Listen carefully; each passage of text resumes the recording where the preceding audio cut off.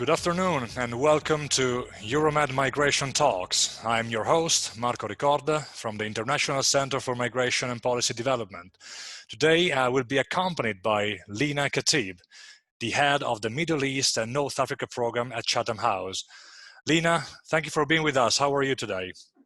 Thank you for having me. It's a good day to be talking to you. Great. Lina, you are a very experienced professional in this field, and I'd like to ask you a few questions about a very hot topic, not only today, but over the past few years, for sure, definitely starting from what was called the migration crisis in 2015, the Mediterranean. So today, the migration narrative is very polarized, and we can see how public discourse frequently portrays migration as out of control. Now, we can see that you have conducted research on the links between politics and visual representations. In your opinion, what impact do images have on the prevailing narratives of migration, and consequently the public's perception of this phenomenon? Images play a very important role in public perceptions, not just for migration, but for a number of issues, whether political, social, economic. And that's because most people get their information from the media, whether we're talking the online media, the broadcast media, newspapers. People are moved by images. Images capture attention more than perhaps text does because they can be so immediate. And of course, when we heard about the so-called migrant crisis, it was a situation in which the media were covering flows of migrants coming into Europe quite extensively, which led to public perception that there are many more refugees and migrants coming to Europe than perhaps was the reality. And that's because the media were focusing on this issue as a central issue at the time. But at the same time, some political parties, especially right-wing parties in Europe, use these kinds of images to also rally support for their own platforms and political agendas, which were very much against migration and which portrayed migrants as a threat to the European way of life and also to the economy in Europe and security. These kinds of discourses were also disseminated quite visually through the different social media platforms and media messages of these different political parties. So you both had the media and the political parties, unfortunately, contributing to what became a case of panic in some circles in Europe within populations that basically thought that their lifestyle was going to be under threat as a result of these migrants coming to their country. So you mentioned that quite clearly, that the importance of, academia-wise, to analyze stigma and to analyze how certain narratives develop. Now, let's talk about what happened over the past few months. We can see that during the COVID-19 pandemic, narratives stigmatizing migrants have been detected on a pretty regular basis. And we see, even more than what you just described, that migration has been perceived more than ever as a threat. Now, my question to you is, do you think that this sanitary crisis has actually exacerbated the discussion on migration? And if so, what do you think is the role of visual representations in this? Unfortunately, the COVID-19 crisis has made the situation worse because people started thinking that migrants coming into Europe would inevitably bring with them disease. And also right-wing political parties used the crisis as a way to push for why borders should be closed. So the COVID-19 crisis was basically politicized by some right-wing parties in Europe. And at the same time, when you have this fear of the other that unfortunately the COVID crisis perpetuated, in that even in any cohesive community, people started looking at other human beings as potential carriers of disease. You can only imagine this impact being multiplied when it comes to the unknown other in the form of a migrant that the media or right-wing political parties represent as a looming threat. And a lot of countries in the Mediterranean especially had measures to, in a way, try to stop migrants from coming into Europe, being very aware of the politicization that I just talked about, and sometimes having in place very different measures for migrants arriving, for example, by sea, than they would for other people in their countries when it comes to quarantines for COVID-19, for instance. And of course, this dual policy of one policy for the migrants, one policy for the residents, does not help with perceptions about these migrants in general within the resident population. So you mentioned the media quite a few times, and I see that prior to joining academia, you have worked in broadcast journalism in Lebanon. Media reporting has a very powerful impact when it comes to the crystallization of opinions. How do you think that the coverage of migration issues could be approached by media professionals in order to avoid polarization in this field? Do you actually think it's possible? It is possible. I mean, of course, I've just covered the negative side of the story, but at the same time, there is a positive side to the story, as demonstrated by some journalists who have been covering rather heartwarming incidents of communities coming together, of people opening their doors to those in need. I think taking a rights based approach is the way forward.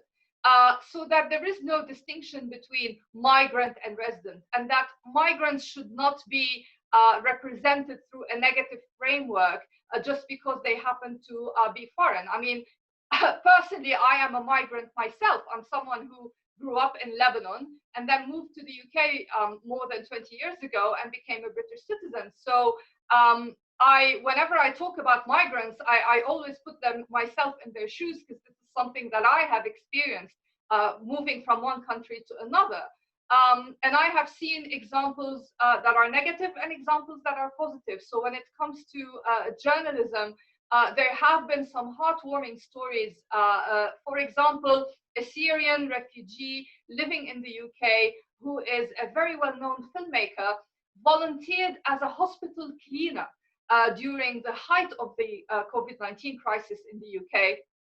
And he has many followers on Twitter and got a lot of media attention from the mainstream media, who were praising his contribution to help in this crisis. And this, I think, played a very important role in showing that these migrants can actually bring a lot to the societies that host them. And he was constantly saying how proud he is to be in the UK and how happy he is to be able to contribute back to this country that opened its door for him as a refugee. So you do see stories like that, and we have to give credit to the mainstream media and the social media when they do give these stories a platform.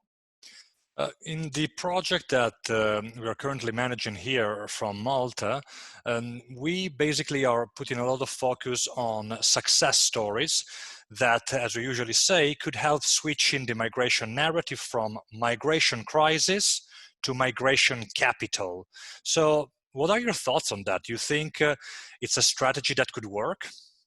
Absolutely. I mean, unfortunately, the trend over the past few years, and of course here I'm speaking in general terms, in Europe, has been to view migrants as coming to take our jobs, coming to take our benefits.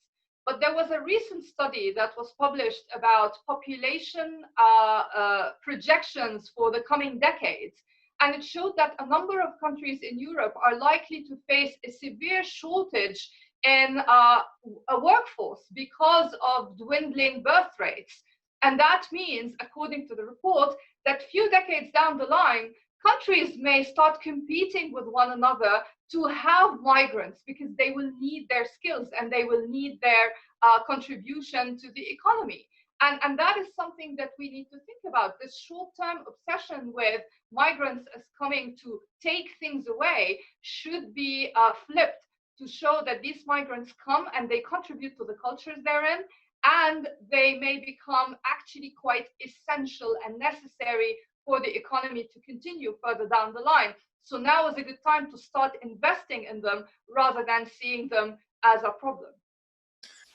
Lina, I'd like to talk to you a little bit about cinema, because you published quite a few books on storytelling and on the cinematic depictions of major political issues. You explain how and why particular stories or particular themes are selected. Do you think that today migration is realistically represented in cinema?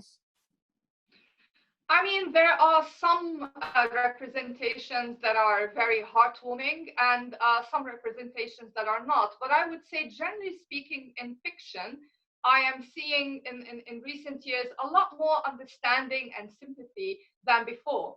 I wrote a book which was published now a long time ago in 2006 that looked at representations of the Middle East in many cinemas, including Hollywood and also in the Middle East itself. And at that time, most representations of people coming from the Middle East in American films were rather negative. The situation is changing today.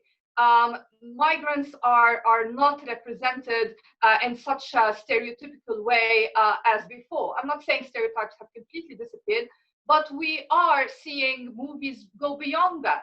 And perhaps one of the examples that many people may not even think about through the framework of migration is the recent Hollywood film about the band Queen. Freddie Mercury, who was the lead singer of Queen, was a migrant. His family ran away to the UK and then became British citizens. And yet the film does not, characterize him as this different migrant who kind of is different to us. The film is very warm in its embrace of Freddie Mercury and his huge contribution to culture and the arts.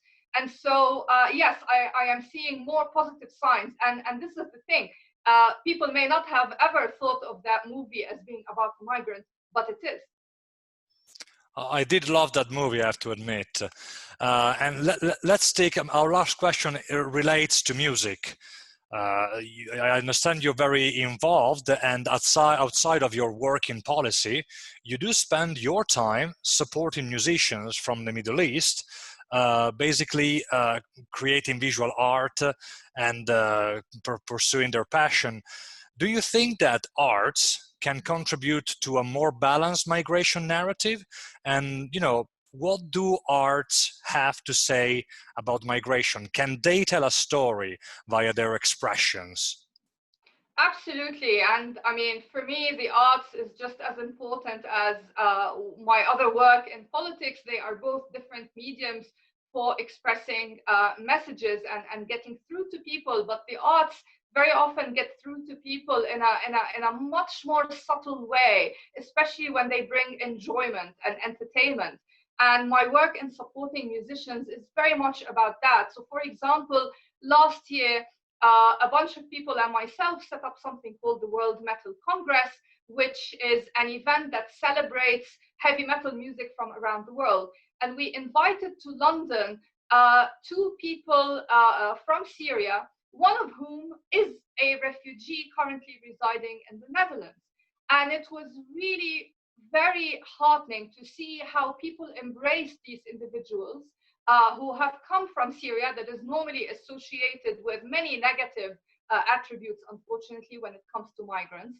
And it was really clear that, the filmmaker who's residing in the Netherlands, who we hosted, his name is Munzal Darwish, he was very talented, very eloquent. He'd made this wonderful film about music in Syria that spoke to a lot of people in the audience who were watching it and learned from it about how life is in Syria right now. And I'm hoping that that has contributed in an indirect way, perhaps, to their understanding of the context in which people in countries like Syria live, the difficulties they face, and perhaps this got people thinking about why a lot of these people seek a different life away from their countries of origin, and hopefully increase a sense of empathy as a result of this artistic exchange that we hosted. So definitely, the visual arts, music, etc., can all play a very positive role in that regard. Lina, that was a fantastic testimony. Thank you so much for sharing your thoughts and your experience with us. It was definitely one of the most interesting EUROMED migration talks we have held so far. Thank you again, and I invite all our followers to follow Lina's work on all our social networks. Lina, bye for now. Thank you so much for having me.